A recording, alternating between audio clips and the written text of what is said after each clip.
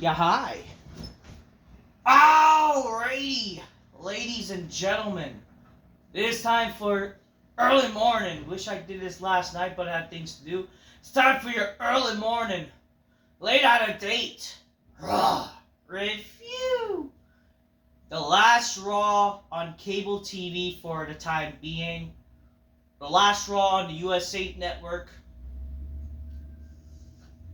Will this be the final Raw on cable TV? For probably the next 5-10 years, yeah. Because I don't see that this show might last on the Netflix for, unless, you see, here's the thing. Obviously, it's very bittersweet because Monday Night Raw again has been a cable TV show for 32 years. Now it's kind of being, I'm not saying it's being demoted, but like the shift to Netflix is going to be very different of how we see Monday Night Raw or pro wrestling in general. I do see the Netflix, they're going to try to be more caring about the show, where they're going to want the show to actually be good. For people who say that ratings don't matter, actually it does. It does. It's still on Netflix. It really does. Again, you see the Tyson-Paul match. That pay-per-view, again, had so many people watching it, it got laggy. Not saying that WWE will ever be close to that, because again, modern wrestling is not really popular as it used to be, or wrestling, but they're going to be pressured by Netflix more so to try to actually make people care about the show. So we'll see what they're going to do, but at the end of the day, I don't see Monday Night Raw, because again, it happened with Fox. When they went to Fox, they couldn't fulfill on that 5-year promise to try to get good ratings for the show or actually be good television. They're going to try to obviously go all out for this coming Raw on Netflix next week. This is the first Raw, and also, again, the first Raw on Netflix. They're going to try to go all out as they can for, as best as they can in the modern day. People are saying this is going to be the stacked Raw in ages. Like, not really. I mean, in terms of a modern sense, maybe it's the best they could do. But at the end of the day, it's not going to be, like, when you talk about the most stacked Raw card, did you guys forget, like, other past Raws from over the years? Even like Raw 1000, Raw Homecoming. Remember Raw Homecoming? I mean, think about it. This, from Raw Homecoming to last night's Raw. That's how long Monday Night Raw has been in their second run. That's how long the WWE has been for the USA Network.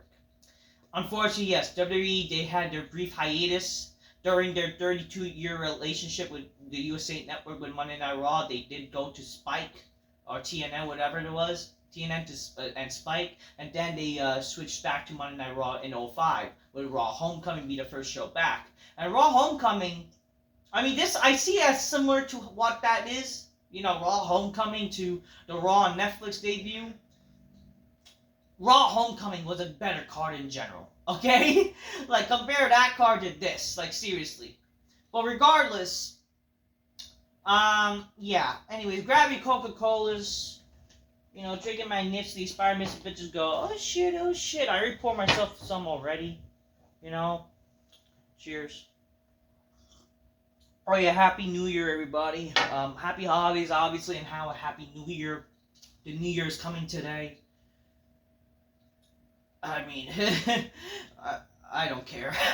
Life is just not the same anymore, man. It's like, whatever. It's a different year, I'm not saying, like, being moody and shit, but, like, in the end of the day, when you compare life to how it is nowadays, it's just great. Another day, just whatever. I mean, sure. Another day where you're blessed to live, right? Anyway, so Raw, the last Raw on the USA Network, did it leave you, like, being impressed? Not really. Not really. Aside from maybe the ending, this entire show was pretty much filler. Okay? Again, this show was just cruising to Netflix, being an advertisement for Netflix, because they clearly don't care about trying to make this show good. And clearly they don't care to make SmackDown good, because SmackDown feels like basically going to be the forgotten stepchild, because nothing is even being hyped or make you care for that show. They're not going to even try to put some effort to make you care about that 3-hour SmackDown this Friday. It was like, oh, why? It's like, oh. So great. Thank you very much, WWE. You created a 3-hour sleeping pill on a Friday night.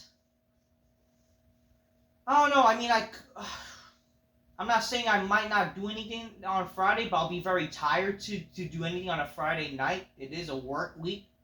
I mean, but I'm more so. But it's like Friday Night SmackDown. You want to be fucking falling asleep early because of that shit. Like last week's SmackDown, I was tired, right?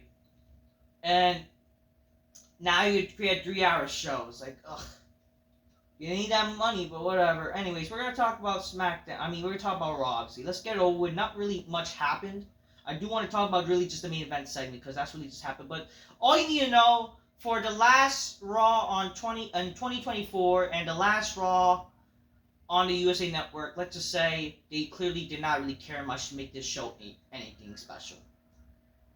I do promise you the show will not be different. It was shit. I don't know what you're talking about. Show story or Joe testosterone. So we're gonna have Michael Cole and Pat McAfee back next week. I think so. Whatever. We get the New Day segment. The New Day come out and basically it's the same shit they've been doing with Dominic Mysterio, which is like really again they're doing this shit. Like they're doing the same shit they've been doing with Dominic Mysterio. Like, can we get any fucking originality here? Like, it's like WWE are rinsing and repeating the same shit with different wrestlers. Because that's how they know how to do shit. And because this is the next big thing to fucking boo about. Because get it, they turned heel. And, like, they're trying to make it seem like, get it, you should boo them. Because get it, they're bad guys. Let's boo them because, yeah. Like, that's the only way, like, they're either piping in the... Who the fuck is... Fuck that shit. Like they're piping in fucking booze and whatever, right? They're piping in fucking booze and shit like that, or they're trying to have planted fans like booing this shit. Like, is that all you know how to fucking make heels now? That they get booed. Ugh. Like, they're dragging out this bullshit, by the way. They're dragging out, and you're wasting time. Like, this is a 2-hour show. I honestly felt like they're wasting time. They almost were running, and you know why? Because again, one of the things about this show was apparently, for an hour and a half, this show was basically commercial free. Like God, like great, so like long matches or something. Because you know damn well they don't know how to fucking pace themselves anymore. Or they don't know like fucking how to make you care about a show. Like, these matches went long than they need to be. It's like, who the fuck cares? So they dragged out the New Day shit where, like, get it, they kept being booed until Jey Uso made the entrance, whatever. And that entrance went on for, like, 5 fucking minutes. They were dragging this shit, like, seriously. It's like they were clearly just wasting time. We go way back, tell them how, and then, the fans booed, like, yo, let's see what these chumps have to say. Only I heard is that New Day sucks. And then, like, whatever, the New Day sucks chance, whatever. Then they decide to leave because they're angry, and then we got we got problems to address. I got to address that Drew McIntyre with me, my brothers and shit, and the new with him aligned with the OT with the new bloodline, but the new bloodline they will get handed by my OTC, probably, and then we see fucking Solo on the Titantron. It's like, hey, look up. Don't worry about us. We made our Monday night, and right there is the beginning of the end because our boy Singh was just too close. And what happened last Friday? We dropped his ass, and now we gotta lose Roman's attention. The fact that you guys realigned with Roman instead of us is a just dumb mistake. Ryan trying to come back. I will make a try with you that all of you will acknowledge me and whatever. Jey Uso then says, I don't believe that, Solo, and then McIntyre attacks him. McIntyre was about to do his finisher, and then Jey Uso easily got hit again, and then they were about to do his finisher, but then they get separated. So great, they're continuing this whole Jey Uso McIntyre. Like, how many times we're gonna see McIntyre and Jey Uso interact with each other, and they don't even and it's like the same fucking matches they're gonna do, because they're already announced next week for the Raw debut on Netflix, which seems like more so a lot of rematches of over the years. Or over time, it just, whatever. But like, if you're gonna do this match, can you change it up? Like, if you're gonna do rematches, can we get matches with different stipulations for fuck's sakes? Why is it always the same fucking stipulation with these matches? The same old boring, normal matches. Oh, but it's all about work rate. Like, shut the fuck up. First match, a match that we should have gotten months ago. That should have been the payoff, but that didn't even happen. Chad Gable defeats Otis. Yeah, and get it, Chad Gable's the next angle. I don't give a fuck. This is just dumb. Okay, this is dumb. Okay? Like, great. Chad Gable. Like, this was... Think about how many people cared about this compared to now. It's like now they finally... They remember, or like, they ran out of ideas for Chad Gable. They decided to fucking have him feud with the Wyatts for God knows what reason.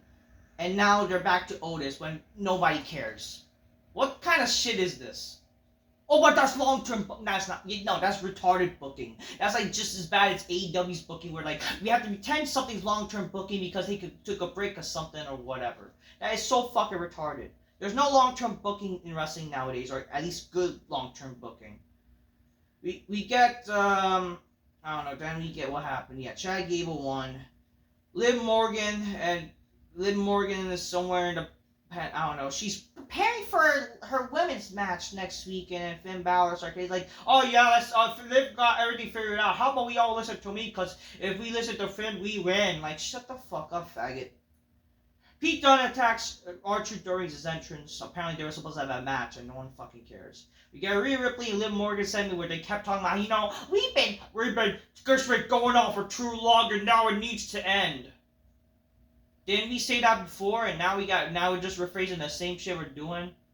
And well, we're gonna end each other. You know, I thank you for taking me out because you made me work. You know what? You lose the baggage. I gotta get back my title. That's why I thank you. And then Liv Morgan, it's my little revenge tour. And yeah, they're gonna have a last woman standing match next week. They're only doing that because we gotta pretend the women are exciting, and we're gonna do them kendo sticks and all this shit. Second match, Dakota Kai defeats Zoe Starks in a garbage. No fucking cares for the garbage Intercontinental Tournament crap.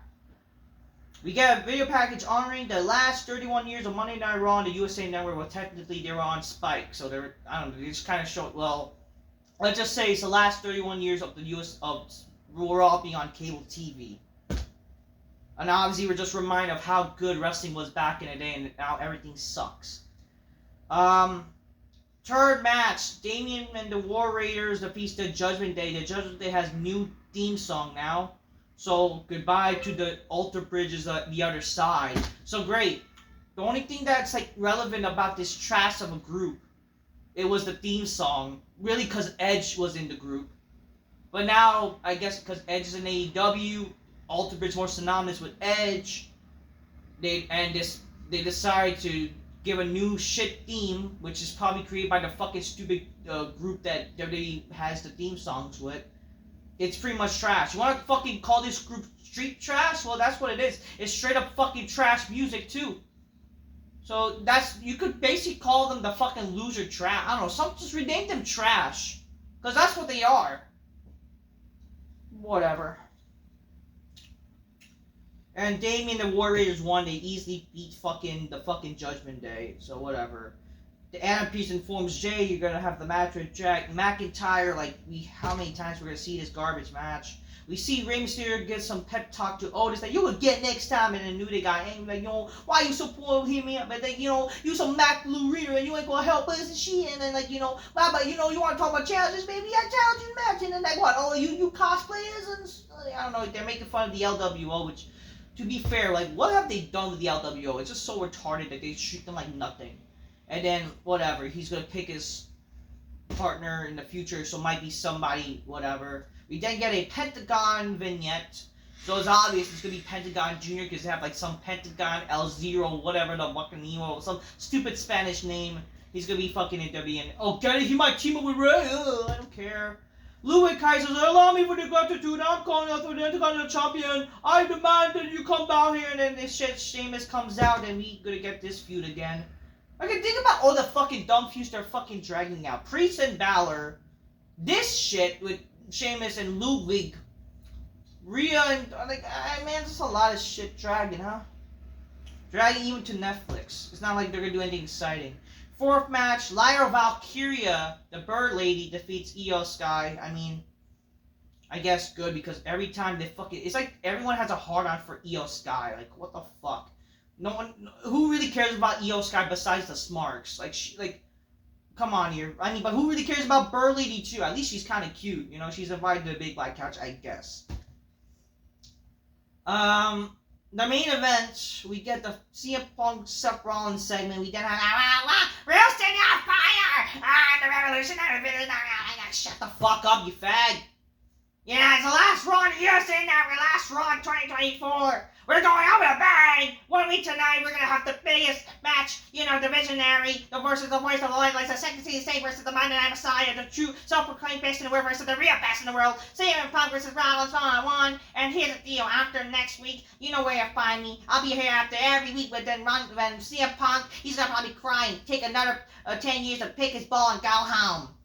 And then CM Punk comes out like, pick his ball, go home, the most industry cliche bootlegger line I ever heard my entire life.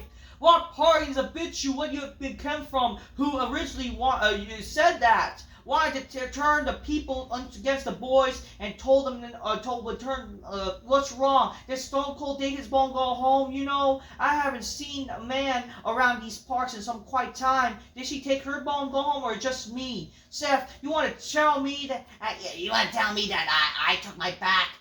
You want to tell 50 Strong in Houston I abandoned them, but then in reality, you want to cry because I abandoned the last 10 years and the last 10 months. How's your neck? How's your knee? How's the inside? Because I watched Bronson Reed hit you with 6 tsunami. How's your pride? You didn't even get revenge, and you saw me broke his ankle. Subsequent rest in the world, yeah, because I believe in myself. So I'm Crane Martyr, you're damn right. I came back and I didn't want to make friends. I say Republic, I'm here to make money. And next week I'll make a whole lot of money beating you, little brother.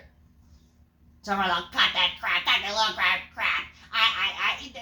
That don't work anymore. You know the difference between you and me and everyone else stuff, and everyone does. All right, my wife. She's taking to raise a child. I don't think you know anything about that. Seth, Stone Cold, with your he said it's the biggest man he ever made. You understand change, all right? You left. You wanted this place to die with the echoes of the CM Punk chants. And you went to Buddy's podcast to try to tear this place down. Every shot you couldn't. You still couldn't do it. You took a big chunk to join even the big competition. So you mentioned AEW. And how that worked? You call me a martyr? No, man. I never felt bad of anything I did. I never shamed. And the revolution is made. Because of how the revolution is made. I'm here. I made the trenches. Not the cowards that abandon their families and to stay in the trenches. You fight. That's how we win a war. And we won a war. And you came back. You want to wave the flag with us? No way. You can't big brother me because I'm the damn big brother. And you're going to take another 10 years off. And I'm not going to make the decision. It's going to be one I'm making for you. You did mention also he went to UFC because that was not enough, blah blah blah. CM Punk that says you're gonna recognize the pioneers because the arrows in the back. I was the first to go through it, and then you bloodied it. You wouldn't be here if it wasn't for me. I loved the place that I worked. I just hate the guy in charge, and he loved you. So you mentioned AEW how Tony Khan would have loved him, basically. And the situation you should have had my back. All I did was shoot arrows and I leave, and behold, he showed his true colors, and he stabbed Roman Reigns in the back, and all he did was dance like an idiot and play victim. The situation he created, those arrows kill weak men. The greats above allow odds, and the final way forward. And I found because of just about arrows. I should be dead, but next week those same arrows are gonna be supposed to be me. I carry to this day, and I'm walking LA necklace live and living color with the arrows. I'm gonna jam it down your corporate throat. So Rollins, I'm gonna say in your face. Maybe once a time you were a pioneer, but you have become a cancer. You are the cancer locker room. You're cancer in my brain. You're cancer in this business, and the cancer do not cure itself. Don't let itself cut it out. So in 1 week, you will bring your arrows, and I'll bring my eyes to fire and hate and rage and burn you to the ground. And then that's how the show ends. It ends with just them closing off. The last Raw, like on the left works, and yeah, that's how the show ends. I like the ending. I like the main event segment. Nice little promo off. Like some realism. I like it. I do feel like they should have had some intense where they're gonna touch, they're gonna try to, but then they get separated. Obviously that'll be similar to what they did before, but obviously it should have been some fight, just something a little bit, just Because they, like, with that, you know, you should have seen, like, CM Punk, like, beat that. If anything, that was more intense to actually start a brawl than what they did weeks ago, you know what I mean? But overall, that was a good way to end the show, and I guess that's the last good thing to end on the cable experience on Monday Night Raw on the USA Network. But other than that, I can't say that this show was good. This show was not good for the most part. This show was pretty boring for the most part. Clearly, this was the only thing to look forward to, and you know what? It kind of delivered. So it's the best thing to end the show, I guess. It's just sad that WWE did not really try as much to make the show good. They're just on a cruise ship, and we'll see what happens next week. It is official. Monday Night Raw will officially be on Netflix 1 week time. I'll try to do like a live show, like watch along, and then I'll freaking do a review, obviously normal. But regardless, let's see what happens. It is a bittersweet moment. Anyways, guys, yeah, Happy New Year. Hope y'all have a good one. And God bless y'all. Hope everything all is well. Let's hope for a good New Year. Thank you for all of you. Thank you for everything. Until next time, peace. If I'm real, get your games closed magnificently. Spy me some bitches go, oh shit. Drinking cola, drinking magnificently on the New Year. Alright, till next time. Peace. Yeah, bye. Boring show. Goodbye, USA Network. Sadly, y'all didn't care much to make the Raw good.